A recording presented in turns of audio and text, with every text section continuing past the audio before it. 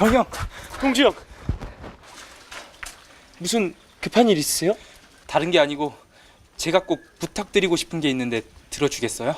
동주 형, 무슨 부탁인데 그래요? 제가 졸업 작품으로 준비하던 시집이 있습니다. 이 시집을 정형이 보관해 주었으면 해서요. 제가요? 그간 공들였던 이 작품들을 제게 맡기시겠다는 건가요? 물론 힘든 부탁인 줄 잘 압니다. 하지만 정형이라면 믿고 맡길 수 있을 것 같습니다. 일제의 검은 검열이 극에 달했던 일제강점기 말, 한글로 쓰인 한 권의 시집이 있었다. 그 시집을 받은 이의 이름은 정병욱. 윤동주는 그를 정형이라 불렀다. 5살의 나이차를 뛰어넘어 막역했던 두 사람. 윤동주의 원고를 세상에 내놓은 이가 바로 정병욱이다. 그 우정도 대단하고 또 우정과 같이 병행했던 그 윤동주 시인과 또 거기에 크게 호응했던 그 정병욱 교수의 민족에 또한 대단히 뜨거웠던 것으로 생각합니다. 정병욱과 윤동주의 우정. 그것은 윤동주의 마지막 유서와도 같은 시를 우리 곁에 오게 했다.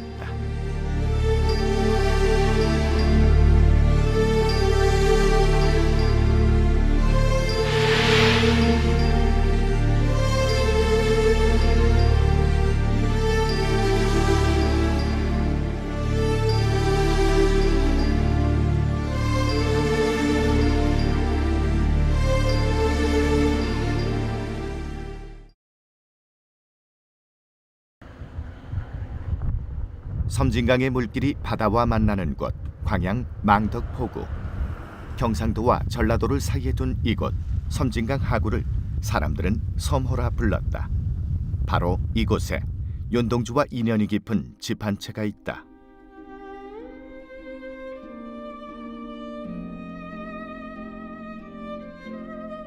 근대문화유산 등록문화재 제341호. 1925년대에 지어졌다는 일본식의 목조 건물이다.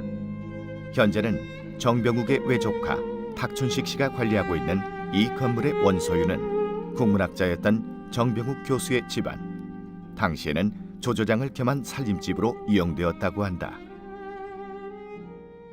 우리 조부님하고 원가족들은 강 건너 하동 쪽에 살고, 거기서 뭐 3km 가면 있어요. 우리가 생가가. 그 조부님이랑 우리 사촌들 전부 다 삼촌들 거기 살고, 여기는 양조장을 하기 위해서 부친하고 모친하고 일꾼들만 살았던 거예요. 하동이 고향인 정병욱의 가족에게 광양은 또 다른 삶의 터전이었다. 바로 이곳에 윤동주의 유일한 자필 시집이 보관되었다. 이곳이 바로 지금 이 윤동주의 서시부터 베레남 밤까지의 그 19편의 시가 숨긴 장소입니다. 이곳은 마루 밑에 널장을 뚫고 항아리에다가 숨긴 걸 봐서 이 원고도 상당히 귀중한 걸로 생각해서 여기에 숨기지 않았나 그렇게 생각합니다. 윤동주와 정병욱. 두 사람은 과연 어떤 관계였을까? 두 사람이 처음 만난 것은 1941년 정병욱이 연희전문학교에 입학하고 얼마 되지 않을 때였다.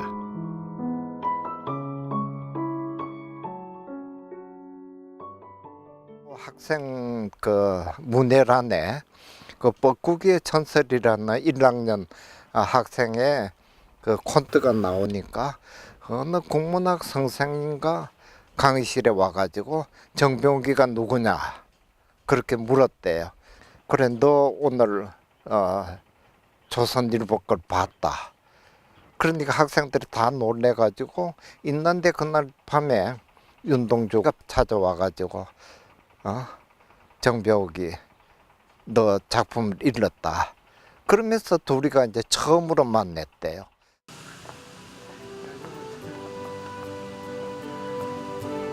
현재 윤동주 기념관이 된 핀스놀은 원래 연희 전문 기숙사로 이용되었던 곳.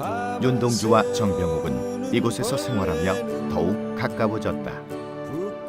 기숙사를 나와 종로 노상동 9번지에 하숙을 할 때도 두 사람은 함께였다.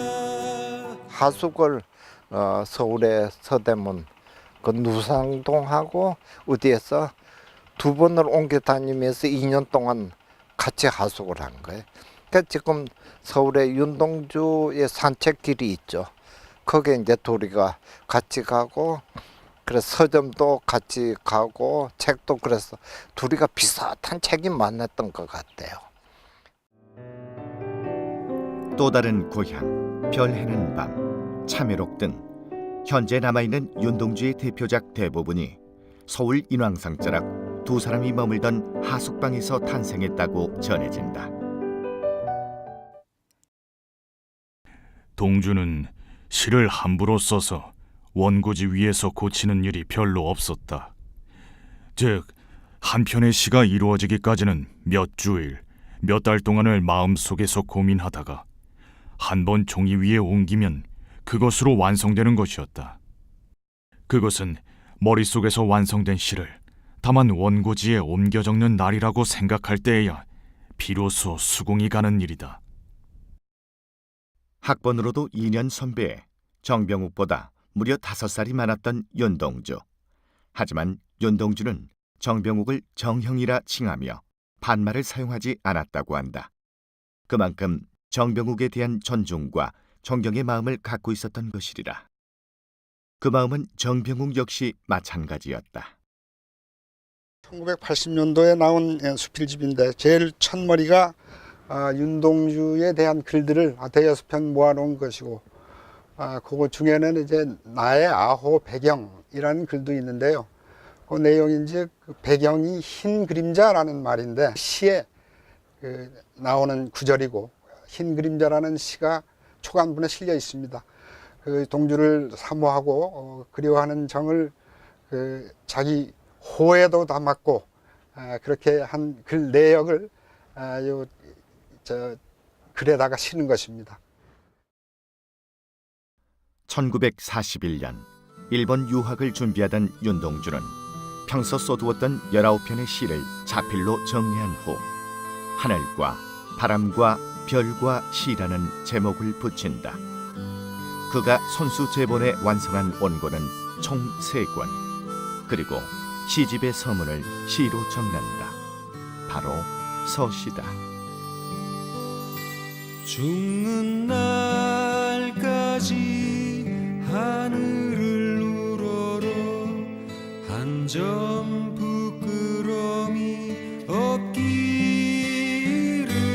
잎새에 이는 바람에도 나는 괴로워했다. 별을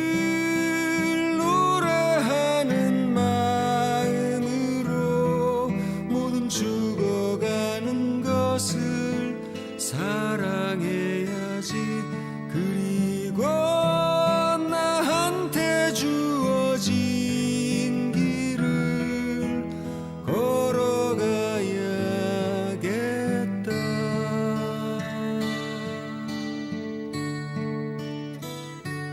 오늘 밤에도 별이 바람에 스치 오늘 밤에도 별이 바람에 스치운다.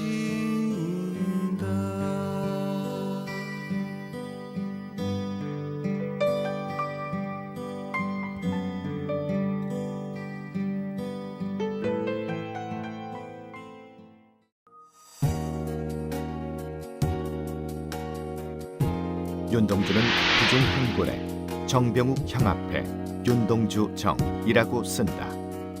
6필로 만든 단 3권의 시집 가운데 하나를 아끼는 동생에게 준 것이다.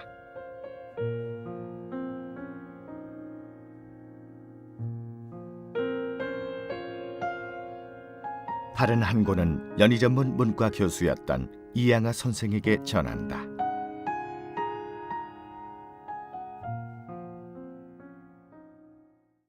그러나 이 시고를 받아보신 이양하 선생께서는 출판을 보류하도록 권하였다 한다.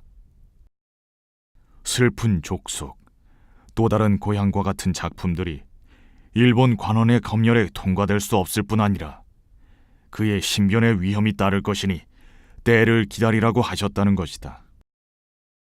그러나 그는 결코 실망의 빛을 보이지 않았다. 선생의 충고는 당연한 것이었고 또 시집 출간을 서두를 필요도 없다고 생각했기 때문이었을 것이다.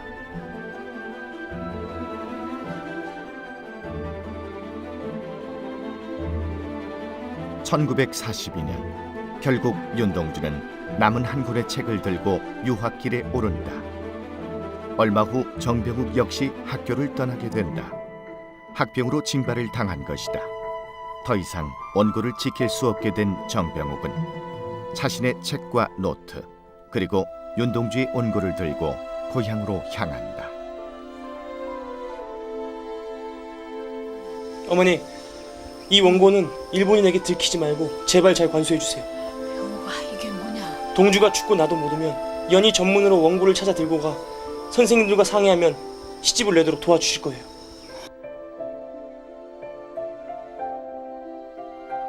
아들에게 원고를 받고 그것이 매우 중요한 물건임을 직감한 어머니. 정병욱의 어머니는 원고를 명주 보자기로 정성스럽게 싼 후 광양의 주조장 마룻바닥을 뜯어 그 안 깊숙이에 보관한다. 일제의 눈을 피하기 위해서였다.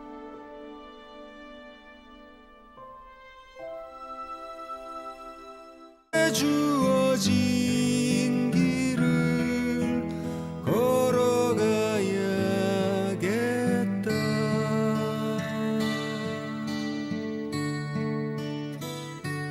오늘 밤에도 별이 바람에 스치운다.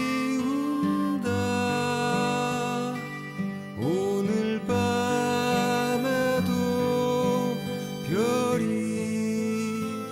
바람에 스치운다.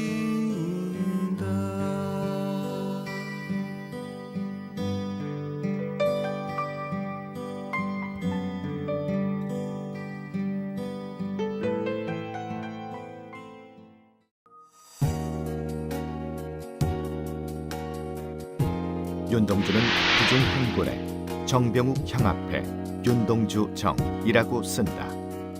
육필로 만든 단 세 권의 시집 가운데 하나를 아끼는 동생에게 준 것이다.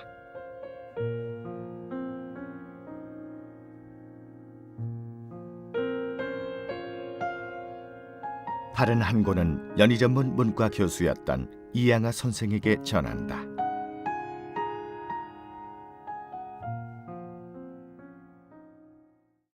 그러나 이 시고를 받아보신 이양하 선생께서는 출판을 보류하도록 권하였다 한다. 슬픈 족속, 또 다른 고향과 같은 작품들이 일본 관원의 검열에 통과될 수 없을 뿐 아니라 그의 신변에 위험이 따를 것이니 때를 기다리라고 하셨다는 것이다. 그러나 그는 결코 실망의 빛을 보이지 않았다. 선생의 충고는 당연한 것이었고 또 시집 출간을 서두를 필요도 없다고 생각했기 때문이었을 것이다.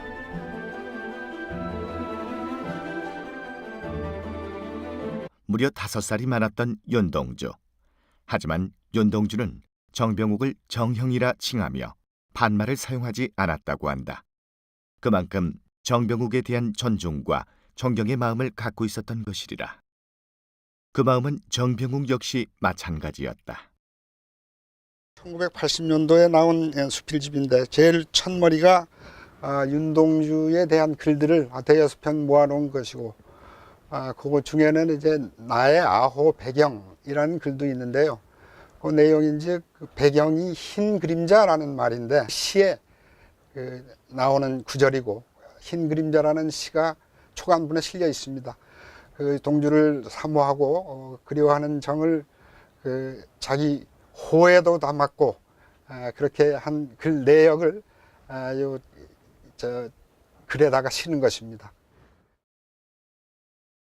1941년 일본 유학을 준비하던 윤동주는 평소 써두었던 19편의 시를 자필로 정리한 후 하늘과 바람과 별과 시라는 제목을 붙인다. 그가 손수 제본에 완성한 원고는 총 3권, 그리고 시집의 서문을 시로 적는다. 바로 서시다. 죽는 날까지 하늘을 우러러 한 점 부끄러움이 없기를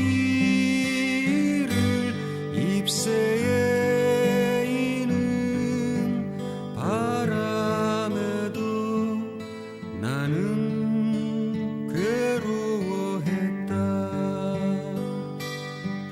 별을 노래하는 마음으로 모든 죽어가는 것을 사랑해야지.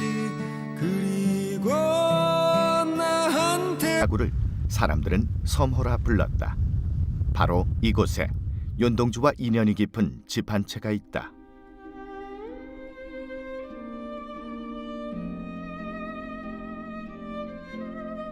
근대문화유산 등록문화재 제341호 1925년대에 지어졌다는 일본식의 목조 건물이다. 현재는 정병욱의 외조카 탁춘식 씨가 관리하고 있는 이 건물의 원소유는 국문학자였던 정병욱 교수의 집안, 당시에는 조조장을 겸한 살림집으로 이용되었다고 한다. 우리 조부님하고 원가족들은 강 건너 하동 쪽에 살고, 거기서 뭐 3km 가면 있어요. 우리가 생가가. 그 조부님이랑 우리 사촌들 전부 다 삼촌들 거기 살고, 여기는 양조장을 하기 위해서 부친하고 모친하고 일꾼들만 살았던 거예요. 하동이 고향인 정병욱의 가족에게 광양은 또 다른 삶의 터전이었다. 바로 이곳에 윤동주의 유일한 자필 시집이 보관되었다. 이곳이 바로 지금 이 윤동주의 서시부터 베레남 밤까지의 그 19편의 시가 숨긴 장소입니다. 이곳은 마루 밑에 널장을 뚫고 항아리에다가 숨긴 걸 봐서 이 원고도 상당히 귀중한 걸로 생각해서 여기에 숨기지 않았나 그렇게 생각합니다. 윤동주와 정병욱 두 사람은 과연 어떤 관계였을까? 두 사람이 처음 만난 것은 1941년 정병욱이 연희전문학교에 입학하고 얼마 되지 않을 때였다.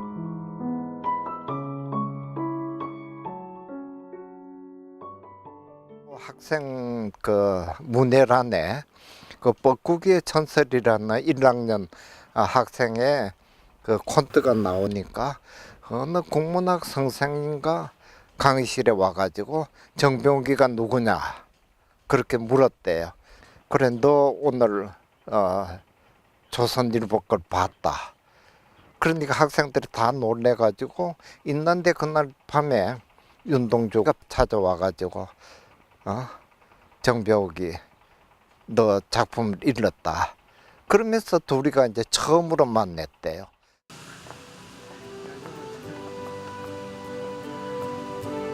현재 윤동주 기념관이 된 핀스놀은 원래 연희전문 기숙사로 이용되었던 곳. 윤동주와 정병욱은 이곳에서 생활하며 더욱 가까워졌다. 기숙사를 나와 종로 노상동 9번지에 하숙을 할 때도 두 사람은 함께였다. 하숙을 서울의 서대문 그 누상동하고 어디에서 두 번을 옮겨 다니면서 2년 동안 같이 하숙을 한 거예요. 그러니까 지금 서울에 윤동주의 산책길이 있죠. 거기에 이제 둘이가 같이 가고, 그래서 서점도 같이 가고, 책도 그래서 둘이가 비슷한 책이 만났던 것 같아요.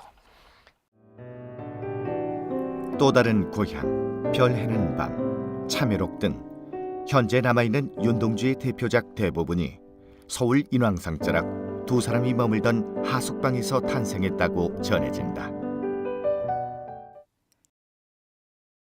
동주는 실을 함부로 써서 원고지 위에서 고치는 일이 별로 없었다. 즉, 한 편의 시가 이루어지기까지는 몇 주일, 몇 달 동안을 마음속에서 고민하다가 한 번 종이 위에 옮기면 그것으로 완성되는 것이었다. 그것은 머릿속에서 완성된 시를 다만 원고지에 옮겨 적는 날이라고 생각할 때에야 비로소 수긍이 가는 일이다. 학번으로도 2년 선배의 정병욱보다 정형, 동주 형. 무슨 급한 일 있으세요? 다른 게 아니고 제가 꼭 부탁드리고 싶은 게 있는데 들어주겠어요? 동주 형, 무슨 부탁인데 그래요? 제가 졸업작품으로 준비하던 시집이 있습니다. 이 시집을 정형이 보관해 주었으면 해서요. 제가요? 그간 공들였던 이 작품들을 제게 맡기시겠다는 건가요? 물론 힘든 부탁인 줄 잘 압니다. 하지만 정형이라면 믿고 맡길 수 있을 것 같습니다. 일제의 검은 검열이 극에 달했던 일제강점기 말, 한글로 쓰인 한 권의 시집이 있었다. 그 시집을 받은 이의 이름은 정병욱.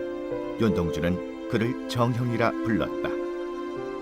5살의 나이차를 뛰어넘어 막역했던 두 사람. 윤동주의 원고를 세상에 내놓은 이가 바로 정병욱이다.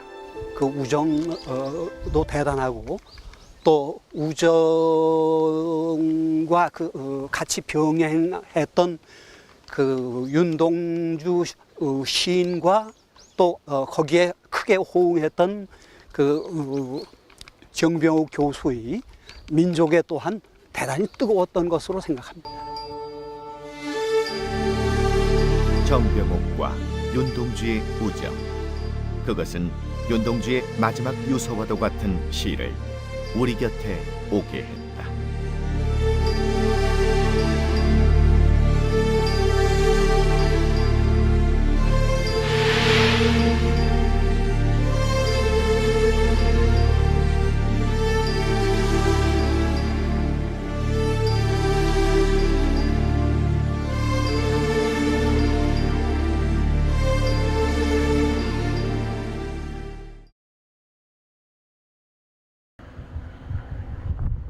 섬진강의 물길이 바다와 만나는 곳, 광양 망덕포구. 경상도와 전라도를 사이에 둔 이곳 섬진강